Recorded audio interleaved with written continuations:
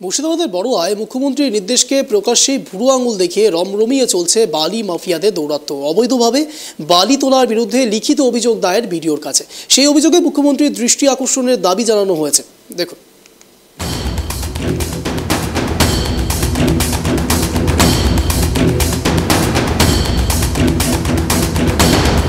বড়ুয়ায় ময়ূরাক্ষী নদী থেকে একের পর এক খাদানে অবৈধভাবে বালি তোলার ছবি দেখা গেল।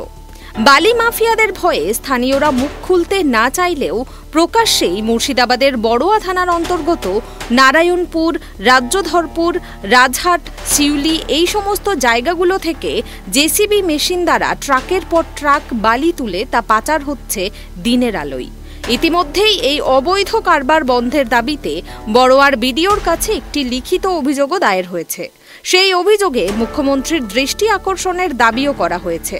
তবে তারপরেও দেখা যাচ্ছে রমরমিয়ে চলছে একের পর এক বালি খাদান। মুর্শিদাবাদ জেলার কান্দি মহকুমার এই এলাকা সহ মহকুমা জুড়ে বয়ে গেছে ময়ূরাক্ষী নদী। বর্ষা নামলেই নদীর বাঁধ ভেঙে ঘটে বন্যা। তাই বন্যা কবলিত এলাকার মানুষদের স্বার্থে এই বড়ুয়া ব্লকে ময়ূরাক্ষী নদীর বাঁধের মাস্টার প্ল্যানের কাজের জন্য 437 কোটি টাকা খরচ করা হয়েছে। তবে ফের সেই বাঁধ কেটে নদী বক্ষ থেকে ট্রাকের পর ট্রাক বালি তুলে তা চড়া দামে বিক্রি করছে এক শ্রেণীর অসাধু ব্যবসায়ীরা।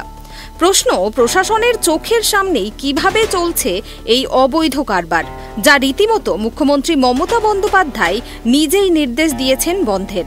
তারপরেও মুর্শিদাবাদে যেন কিছুতেই কমছে না বালি মাফিয়াদের দৌরাত্ম্য।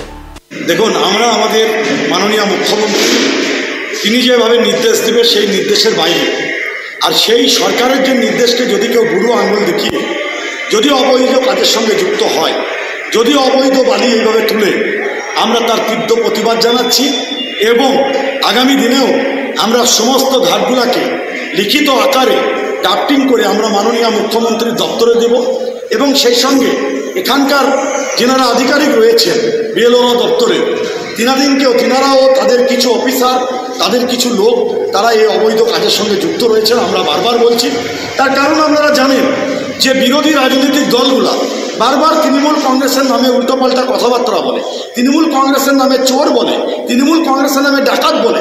আমরা দায়িত্ব নিয়ে বলছি এই কথাগুলা, তাদেরকে বলবো, আমি এই অন ক্যামেরায় বলছি, এই অবৈধ কাজ যদি আমরা দেখি যে অবৈধভাবে চলছে বালি পাচার বা অবৈধভাবে বাইরে থেকে কিছু মানুষ তারা বিভিন্ন জায়গা থেকে এসে এখানকার লোকাল কিছু লোককে নিয়ে তারা অবৈধভাবে এই কাজের সঙ্গে লিপ্ত হয়েছে এবং সেটা আমাদের কাছেও খবর আছে। ইতিমধ্যেই সেই কাজের সম্পর্কে আমরা লোকাল থানাকে অবগত করেছি এবং সেই সঙ্গে আমরা বিএলও অফিসকেও আমরা অবগত করছি। তার কারণ হচ্ছে আগামী দিনেও আপনারা দেখতে পাবেন এইভাবে যদি অবৈধভাবে এই কাজ চলে, এই অবৈধ কাজের সাথে যারা যুক্ত তারা কিন্তু দেখবেন তারা তৃণমূল কংগ্রেসের কোনো লোক নয়। ইতিমধ্যেই অবৈধভাবে বালি তোলার বিরুদ্ধে লিখিত অভিযোগ দায়ের হয়েছে বড়ুয়ার বিডিওর কাছে।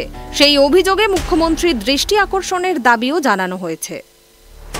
মুর্শিদাবাদ থেকে সাগর মণ্ডলের রিপোর্ট, ট্রাইব টিভি বাংলা।